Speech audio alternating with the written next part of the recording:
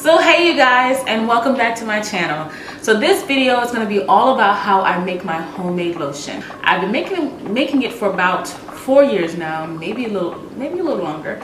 And what started this whole revolutionary idea to start this homemade lotion thing was that store-bought lotion was just not moisturizing enough for my skin, and plus I got really freaked out about the ingredients and other lotions and other stuff. So ever since then, I was just like, just make it yourself. And the recipe is actually really simple, really easy, and it smells great, and it moisturizes my skin very well. And also with the ingredients that I use, you can actually use the same ingredients in your hair as well. So it's kind of like you get a 2-for-1. So you get something for your skin and you get something for your hair as well. So one thing you'll need is a bowl. So I got this clear bowl from Walmart, really inexpensive. But every time I make my lotion, I always make sure I use glass containers only and no plastic. Cocoa butter, and this is about, I think, a cup of cocoa butter. So this is raw shea butter, and this is about 1.5 cups, maybe, about so, just about. The next thing on my list is castor oil. So I bought this castor oil off of Amazon. You can buy whatever castor oil you prefer, but this one is filtered because it's clear, and the castor oil that I grew up using has been brown, which is the Haitian castor oil, or Jamaican black castor oil, which is black. I recently began using this, which is Shea Moisture's bath, body, and massage oil.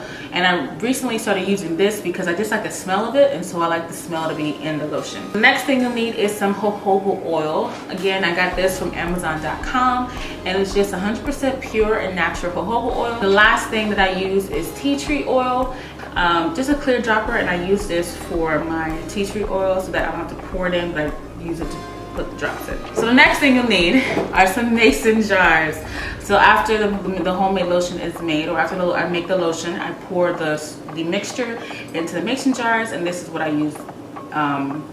This is how I use the lotion on a daily basis, using the mason jars. The next thing you'll need is a spatula. So it's just a plastic rubber spatula. I don't use a spatula on anything else but the homemade lotion, just because I just want to cross-contaminate the spatula from like using it for like cooking purposes and then using it on my skin. So I only specifically use this on my skin. The last thing you'll need is a mixer. So I don't mix this thing by hand because I would be here forever. In my mixer, I have a whisk, and that's what I use to create the whipped effect with my lotion. First things first is that I'm going to take a glass bowl. I'm going to put it on a boiling pot of water, and I just like to sit it on top of the boiling pot of water so that the steam from the pot can actually melt the butters on the inside. My stove is on medium temperature, and so what I'm going to do is take my cocoa butter, because cocoa butter is the hardest to melt. I take my cocoa butter and then I put it into the glass bowl. And now I just wait, and so I kind of just have to wait until the butters melt. So it's going to take probably about 10 minutes or so for us to really see a change in the water. So when we're about halfway through, I'll show you some more footage. So as the cocoa butter is melting, this is just a view of it. We're almost there. So it's been about maybe 3 to 4 minutes so far, and we're about halfway there. So I think about another probably 5 minutes tops more before it's completely melted. But once it's completely melted, we're then going to transfer over to the countertop to finish the rest of the process. I only focus on melting the cocoa butter because I cannot whip it when it's in its solid state, and so I have to melt it down in order to actually make into lotion. Unlike the shea butter, I don't have to melt it down necessarily. The shea butter is actually soft enough where the mixture of the different oils and the combination of the hot cocoa butter, it makes it a lot easier to maneuver and to make into lotion.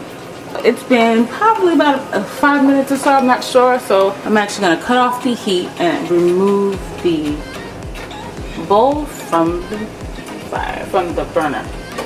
So my cocoa butter is all melted. It's actually still pretty warm, and so it's going to make it really easy to incorporate the other ingredients. So now I'm going to take my shea butter and add into the mixture. So while that's in there, I'm not going to worry about it getting incorporated just yet. Alright, but I'm going to grab my castor oil, and I'm going to start off with about 1/4 of a cup. Alright, pour that in. 1/4 of a cup of the Shea Moisture Massage Oil.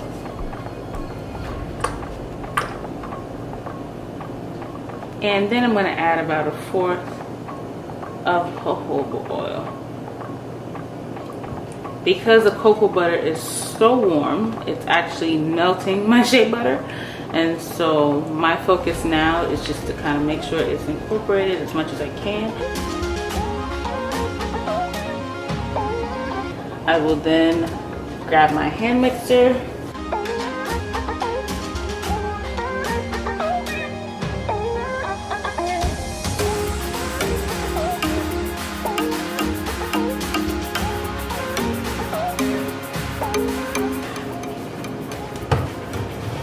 Now I'm going to take my tea tree oil, 5 drops or so.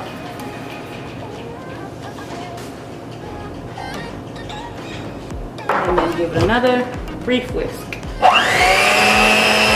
So because, like I mentioned before, the cocoa butter was so warm, it actually melted down the shea butter.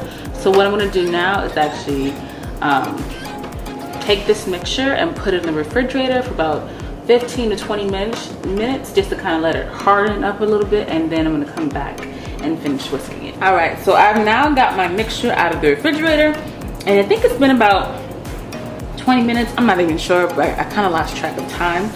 But I just want to kind of show you the consistency. Like it's solidified, but it's still pretty smooth on the inside. And so this is what you want the consistency to be like, because you don't want it to be too hard, because obviously if it's too hard like the original butter, it's not going to whip the way you need it to be, but you need it to be not to be too soft or too runny. So just want to show you that's what the consistency will look like. And so just going to scrape my spatula on the side of the bowl to get the excess off of the spatula. I'm going to take my mixer again and whip it.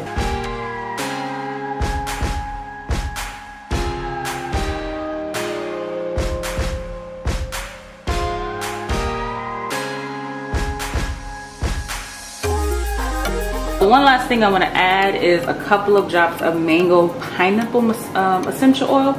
I got this a few years ago. It smells amazing. And so I have another dropper. I have more than one of these. So I'm going to take a dropper and take some of this up and kind of pour some of the drops in there. The main part of the mixture is completed. I just like to achieve a certain smell. And so I keep mixing things in until I'm satisfied with the smell.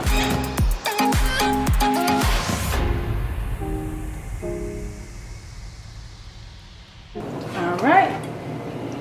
And so here's the mixture. It's really soft and airy. I apply it on my skin. Gives me a natural sheen, natural shine. It's not greasy, so you can see my hand. It's not greasy. It's moisturizing to the skin, but it also gives you a nice little shine. I don't know if you can tell, but my hand just has a nice little shine to it. But so now I'm going to grab my 2 mason jars, because I made enough, probably more than enough to fit into these 2. So I'm going to take my spatula and dump it in.